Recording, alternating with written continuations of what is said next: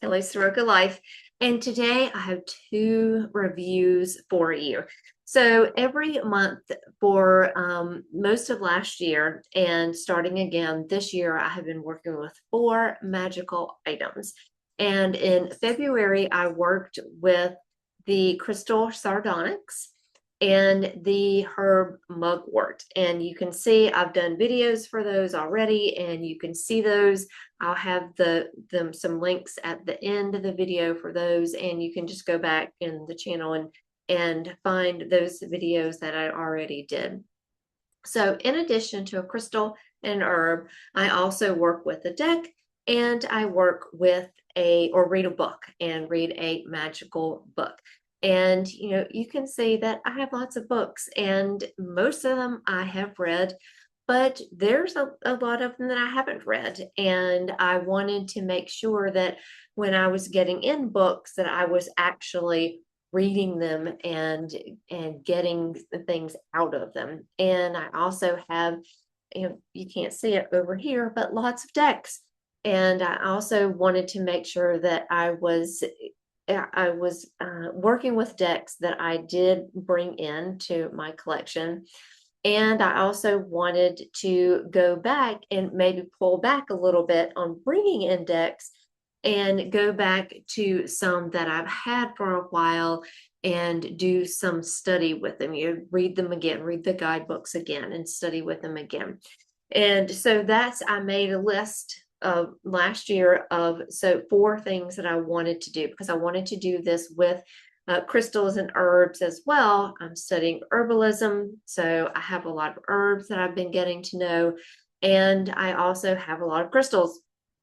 And so some of them I work with on a regular basis, and I'm very familiar with them. But there are a lot of crystals that I have that I really would like to know more about. And I brought them into my collection for a reason, and I wanted to find out about them. So that's why I started this study, and that's how I'm going forward with it. And I did it all last year. And about, I guess, halfway through the year, I started sharing all of these items and these practices on this channel. So every month since then, I started off with last year doing it by moon cycle, and then I kind of made a shift where I'm just working monthly now, because it's just easier for my brain to get, to change every month instead of every moon cycle. And I work with the moon in different ways. So every month, like I said, there's four things. There's the crystal, the herb, and then the deck and the book. And so I try to do the deck review in like around the third week of the month, but last week I just didn't get to the deck review, and I just finished reading the book. So I thought it would be a good chance on this almost last day of February to do these two reviews together, and to let you know about the book and the deck. And they are both very, very interesting in very different ways. And I think and there's a lot of overlap between things that I learned while I was working with the deck, and things that I learned and recognized as, and kind of had some different perspectives in the book as well. And so they were definitely two items that were different than I am normally used to working with, and brought me a lot of insights. And so I'm going to share some of those with you. And then if you're interested, I'll leave links of where you can purchase both of these items, the deck and the book. And so if you're interested in them, then you can definitely do your own study or not. So I do want to warn you before I go into the deck, because the deck is the Blood Moon Tarot by Sam, I think it's Sam Guay. And this, you can tell by the cover that this is an interesting, this author has a very interesting and unique art style. and is an artist and brought art into a tarot deck. And so I believe that the deck was originally published as an independent deck, if I understand the website correctly. And it was then picked up by US Games and has been published mass market. And so I just recently I saw it and thought that it was going to be really interesting, and so picked it up from US Games, and it's very, very well done. The guidebook is very, very well done. It's a hardback book. There's lots of information from the author that talks about the deck and talks about the art specifically, and why the deck has the art that it does. And but it's very, very unique, and you can see by the cover that it has a lot of interesting symbolism. Lots of snakes, lots of eyeballs, lots of teeth, lots of insects, bees, things like that. So if you do not like that kind of thing, then you can just skip ahead and you can, hear about the book, or you can, just skip this video. It won't hurt my feelings if you are, if you think that this is not something that you're interested in. But I did it, and as kind of uncomfortable as some of the art was for me, and I don't really have a problem with snakes or bees or things like that. Eyes kind of bother me a little bit, but in the way the author did it here, it was very symbolic in the art. And when I would do a reading, the art would definitely speak to me in a way that the symbolism really made sense. And I really had fun working with the deck, even though, some of the cards are very unusual. And I'm not going to show I will show you some of the deck, but not a lot of the cards, because I feel like that it's something that it needs to be something that you make a decision about yourself, if you want to go and want to really dive into this deck. And there's other channels that will show the whole deck. But I will tell you about my experience, because I do think it is a very interesting deck, and I am glad that I worked with it. And it's definitely one that I'm going to keep working with. And it is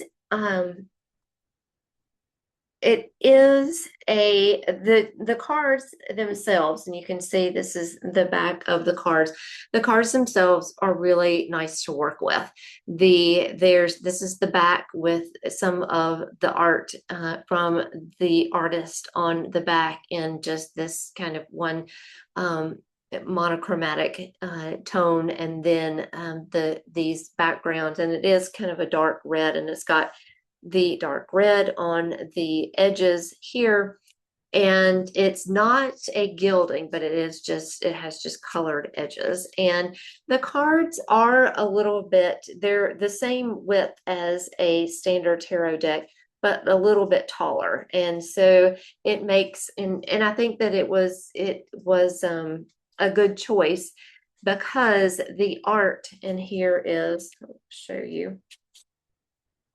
Here, this is the Queen of Songs, and the court cards are all the same, but there are different suits. The different suits have different names here, and so I'll go through that and show you what those are and what they correspond to. But anyway, here you can see, because the art is because there is a lot to the art and a lot to the symbolism. I really like having a lot of art on the card, and then having the title at the bottom. And so you can really see what's in the card and really get into the art and the symbolism. So just they're not, much taller. And so it wasn't like I really had a hard time shuffling. The cardstock is really nice. It's kind of a matte finish, and it has kind of a linen-y finish. And so um, it is nice to handle, and it shuffles really well because I riffle shuffle. And so I like to have something that is kind of bendy. It does have a slight bow to it, and so the cards don't really sit flat down. I don't know if you can see it here, but it's just slightly curved. And I think once I work with the deck, it's going to straighten out a little bit. But again, it was really fun to work with. Now, again, like I said, a very unique art style. It is very nature based in that there are a lot of plants and animals, and the people, even in the people in like the kings and the queens and the pages and the knights, they all have this kind of otherworldly presence to them. And so I really like that. And they're very different. All the people in the deck are very different, and there's lots of different people in different just in diverse ways represented. And so it makes it a very enjoyable deck. And there's a lot of symbols. He uses a lot of specific symbols from nature, like pomegranates, shells, teeth, certain kinds of flowers and plants, lots of eyes. There are snakes and bees and moths and mushrooms. So lots of very earthy kinds of symbolism in it. And so it made definitely some of the cards were a little bit out of the ordinary, and a little bit just, that's very interesting.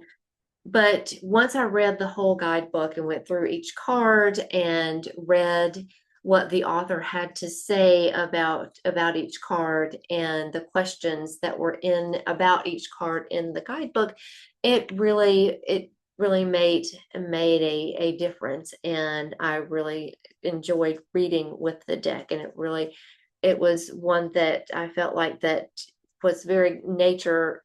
I could connect to nature, but it was also that you need to be, look and see what nature's out there, and it's waiting for us, and we can connect to it.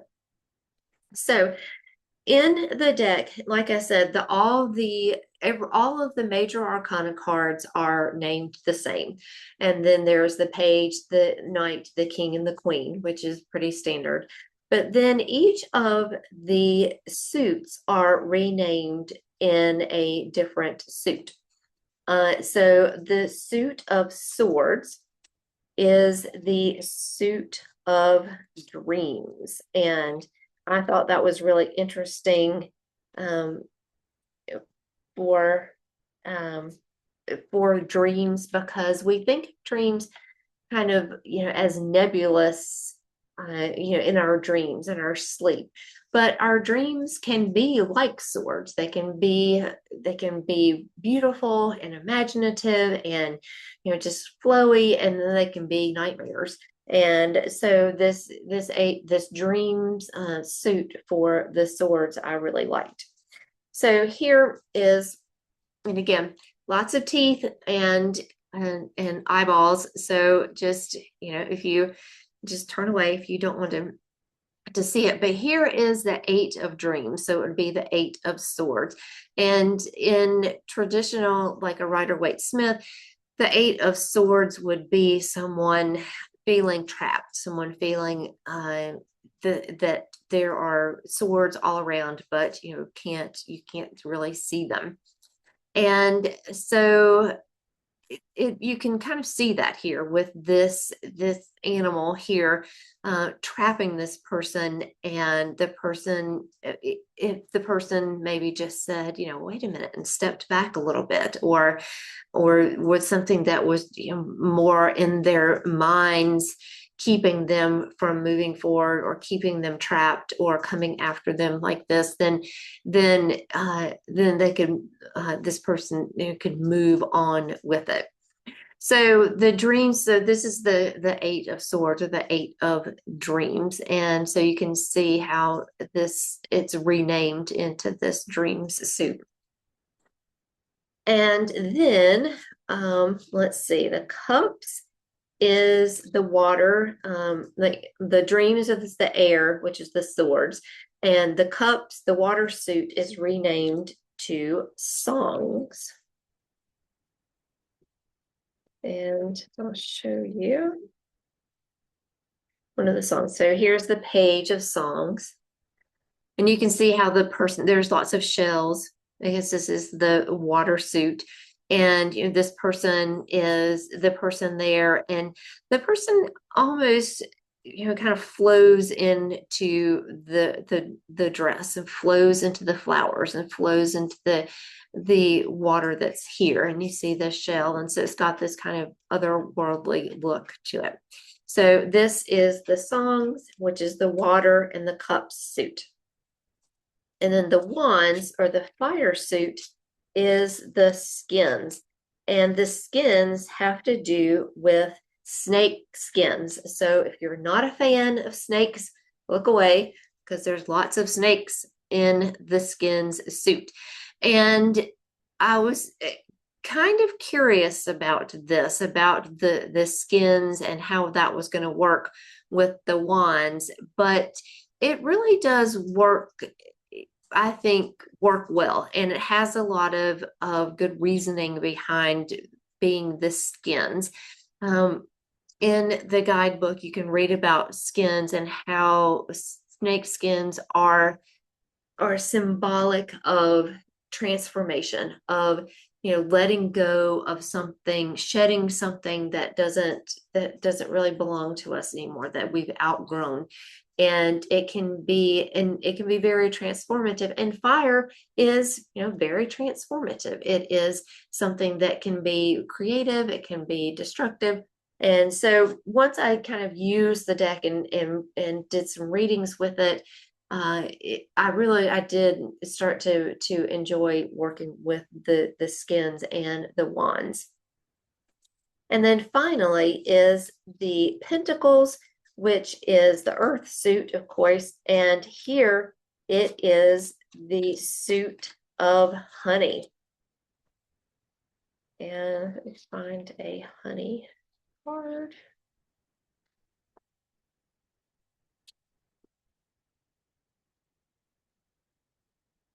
And the honey is, and again, if you don't like bees, look away, because there's lots of bees. I don't know if I can find, oh, here's one. Okay, so here's the two of honey, and you see the bees there going after, you see the two bees, and the two of honey, the two of pentacles in a more traditional suit would be the balance of the two pentacles, trying to find that balance there. And so here there's that balance in nature. One bee is going to the flower that's already open, and one bee is going to one that's closed, that's not quite ready yet. And so it's finding that balance of where is the right place to go right now. And so this is the two of honey, and the honey suit, which is the earth suit, and the pentacles suit. So it's all explained in the guidebook. And so if you like a deck that has a little bit, that is definitely has the structure of a more traditional tarot, but steps out of the box a little bit and has very unique art and has a little bit of a different take on it, then this is a very good deck for that. And each suit has definite a color scheme, so you can see. And the dream suit is more, blacks and blues. In the honey, there's lots of greens and yellows. In the songs, there's more purples and blues and pinks. And in the skins, there's more red and orange. And I like that too, because you can then immediately kind of see, when you have the cards out, you can see if there is a predominance of one of the suits. And so I thought that was really interesting to work with. And again, there's lots of nature, lots of bugs and bees and moths. There's lots of moths in here too. And so just a lot of, connecting to nature and seeing the cycle of life, and, seeing how nature can be just like our dreams can be, it can be great things to work with, and they can be very shadowy. And so I think this deck really talks about that a lot. And I'll show you of the some of the majors as well.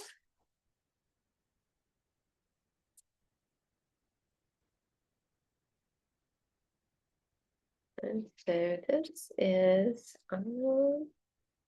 now here are the lovers, and you can see, and again, lots of bees and insects, so don't look if you don't want to see that.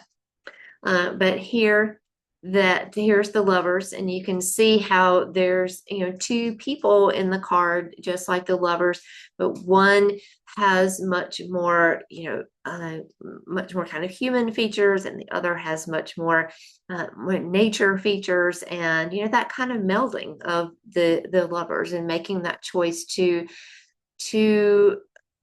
honor nature, and to be that, in nature, and to be surrounded by nature, and be surrounded by the choices that you make. And so it was a really good deck to work with. And so again, if you like something out of the ordinary, that kind of steps out of the ordinary, or you want something that I think that you can definitely use it to do shadow work with, that's something that you want to have that is more, it's not, not a lot of fluff to it. There is, but it felt very liminal. It felt like this very liminal space that you could explore things in the way that you need to explore things. So I did also a one card draw, and I have and I'll have it linked to this as well. I have a deck review and a book review PDF that you can use and I have it linked on my website. So I'll put that link in the description, so you can go and find that if you want to take notes. And I do that for myself. I have, all the notes from the deck here, and I have one that I do very similar with the book review. And so if you want to do that and keep notes so that you can go back to it, then you can. So here, I did a one card draw, and I got the 7 of Dreams, which is what's on the front of the book as well. So it definitely had a message for me. So, and in the guidebook, I really like how the guidebook is written. There are keywords for the majors. There are keywords at the top, and then there is a description, and then there is this card asks. And this I really like, because there's lots of questions throughout the majors and through the minor arcanas. It's a little bit less, but there's still, sorry, lots of snakes. Look away. So here, there is the keyword, and then the description of the card, and then there are lots of questions at the end, and there's artistic nudity too. So you have to be very comfortable with that as well. And so, but there is here, and this is the skins, a suit, the wands, or the fire, but there's lots of questions. And I really, really enjoyed working with those questions, because doing a good tarot reading brings up questions. It brings up questions as well as answers. And so you might be looking for something, and a question leads you in another direction. So I did really enjoy that about the guidebook.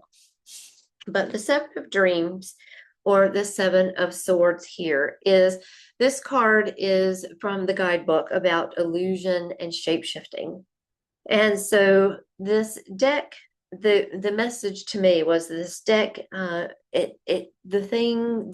messages may be hidden at first because of the art and the uniqueness of the art, but it will be good for shadow work.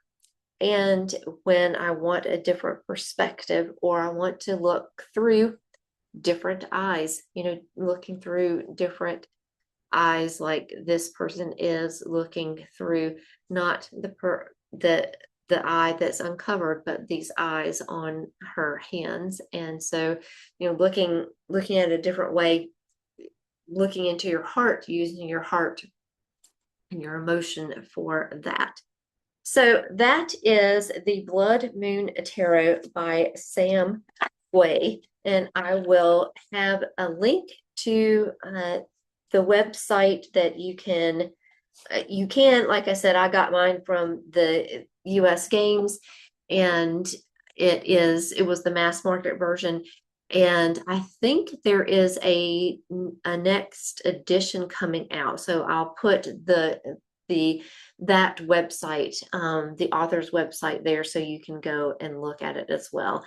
And the other decks that are available, I think that there is an oracle deck in the works too. So, if you enjoy it, go there and definitely look at that.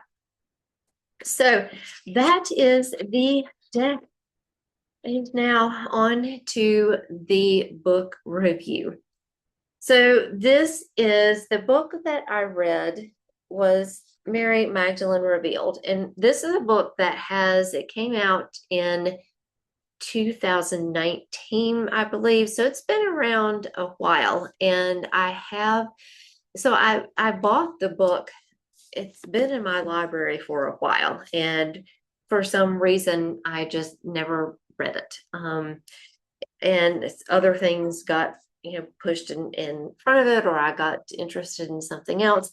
And Meggan Watterson is the author, and she does have an oracle deck as well. And I do have the oracle deck, and I think maybe I got the oracle deck and then realized that there was a book with it as well. And so I got the book. So it's been in my on my bookshelf for a while. And so when I was making my list for this year, I put this one on there because I knew that it was one that has been on my to be read list, and I really wanted to read it. And so I put it for this month. And it's a great book. I really, really enjoyed it. Having grown up in the Methodist Church, and then having converted to Catholicism, and having been a part of the church in many different ways throughout as I grew up, it was very interesting because this goes into the Gospel of Mary Magdalene, which apparently was lost for many, many years, and was lost and or taken out of the Bible or the Apocrypha. And so it was something that was kind of extraneous to that, and something that was not widely held.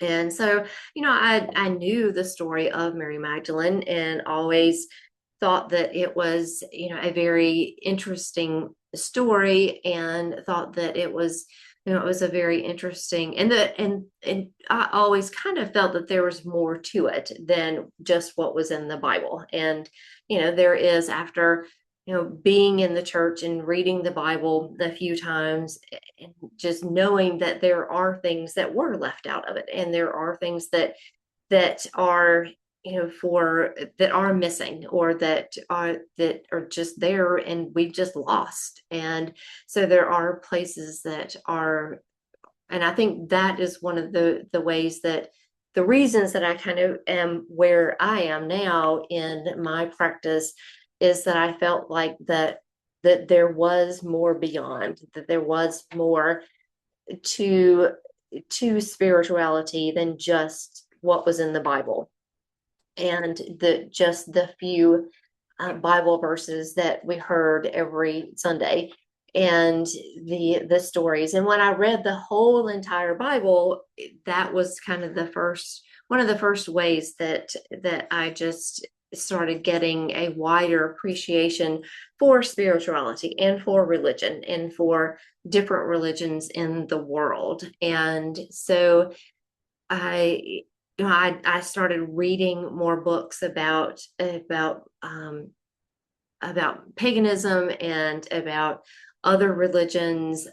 Started studying Buddhism, shamanism, and other religions, that because I just felt like that there was more out there, and I really wanted to know about Druidry, the uh, Celtic mythologies, and I'd always, studied and been fascinated by Greek and Roman mythology. And when I homeschooled my kids, that was one of the things that we did a lot of, and they always loved all of the books, Harry Potter and um, Percy Jackson and all of that. And those were some of my kids' favorite things to read, and informed a lot of their spirituality as they grew up. And so just coming from that place, and this book just really fit in to that place of really just wanting to know more, to hearing other people's opinions about their experiences in Christianity and in the church, and going beyond the just sitting in the pew every Sunday and listening to the preacher or the priest, or just going to mass on Christmas and Easter. And so there was a lot. I think that it just this book fit into that, and fit into that broadening of my worldview. And I do happen to have a Sagittarius rising. So, Sagittarius is about religions, and it's about spirituality, and it's about, broadening your aspects, and broadening your culture, broadening your knowledge and higher education. And, I love to learn. I love to take classes. I love to know more. I love to ask why, why did this say that? And why does this say that? And, why do we have this story, but not that story? And so this kind of went along with that. And so I really enjoyed the book, and enjoyed reading about the author's experience in coming to Mary Magdalene, and exploring her gospel, and the just parts of history and parts of religion and parts of the Bible and parts of Christianity that have been forgotten and or just squashed. And those kind of questions of why is it that women are left out, and why is it that when women are and this is talked about a lot in the book, about how Mary Magdalene she was then because there were the two Marys, Mary the mother of God, mother of Jesus, and then Mary Magdalene, and they both played very much parts in Jesus's life. But then Mary became the virgin, the Virgin Mary, and then Mary Magdalene became the prostitute. And so there were these two Marys, and how in and I think this is one of the things that in Christianity for me is really hard, because finding that balance, and being a woman, finding that balance between the two, where can you be Mary, the Virgin Mary, and where can you be Mary Magdalene as well. And I always felt that Mary Magdalene's story was very important because she was very important to Jesus in Jesus's life. And if she were a prostitute, then the fact that she and Jesus were very close was very telling, because he came, I believe, came to earth to teach us how to bridge that gap, to how to bring in the human and the spiritual, to bring in the masculine and the feminine, to bring in the divine and the earthly. And so, I always felt that was one of the reasons that Jesus was here. And so the book, the author goes into a lot of this. And so if this is something that is interesting to you, then I definitely recommend the book, because it's very well done, very well researched. It's researched without being, and there's lots of stories, personal stories. And so that makes the book very, very easy to read. And if you've ever tried to read the Bible, it's really hard. It's hard to read because it has been translated and translated and translated and translated. And so the translation that you get may or may not make a lot of sense. And so that was one of the things when I read the Bible that was really difficult for me, because I wanted to hear it, and I wanted to read it for myself, and I wanted to see what the stories were about. But again, the book, if you are interested in it at all, have any interest in the kind of the feminist part of Christianity, or just hearing a voice that is so very feminine and is so very pro Mary Magdalene, and is very pro studying the other women that have been forgotten or put on the sidelines. And so it's a really good book. But if any of this is just not your cup of tea, if it doesn't, if it's just something that does not appeal to you at all, it's definitely one just to pass by. And I think that there are a lot of books out there that appeal to a wide audience. But there's books that are not out there for everybody. And there is a lot of it that you're just like, why I did that, why, I just, why? And then there might not be an answer. And so, but studying and reading, being open-minded, I think goes a long way to answering those questions and to getting to those whys. So definitely, let me know what you think. If you liked the deck, if you think it's a deck that you might be interested in work with, and definitely let me know, about the Mary Magdalene Revealed. I know that it's been out there for a while, and there might be, a lot of people that have already read it. And let me know what you think about it. Let me know what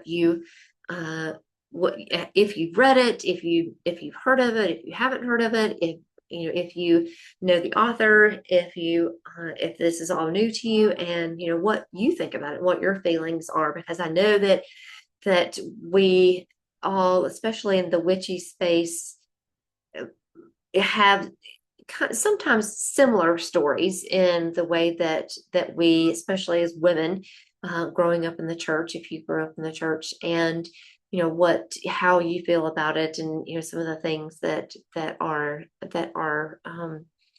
there for you or not, and that how you feel about it, and what your if you have questions, or if you've come to some conclusions for yourself. So again, that is the last two things that I have for February. So go back and you can find sardonyx, and you can find the video for mugwort and the spells and dream work with the mugwort. You can find that. And I will be coming up soon with the items that I'm working with in March. And the Broom and Moon Coven is open. And this is, if this is something that you want to discuss and you want to discuss it in a community of like-minded people, then the Broom and Moon Coven is definitely for you. You can go there. We have a private community and we have a private free community that of people in there that are witchy and spiritual, and you can we can definitely discuss some of these things in a safe place. And the paid Coven curriculum membership of witchcraft practices and studies is going to be open in April. But that is it for today.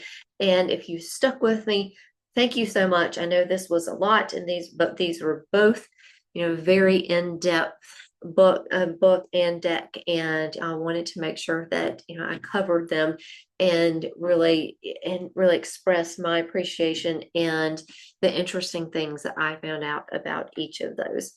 So again, thank you, and all the links to all of these things will be here in the video, to the past videos, and to anything else in the link below, in the description below. And make sure you like and subscribe so you'll get notification when the next video comes out. And I will see you again soon. Bye.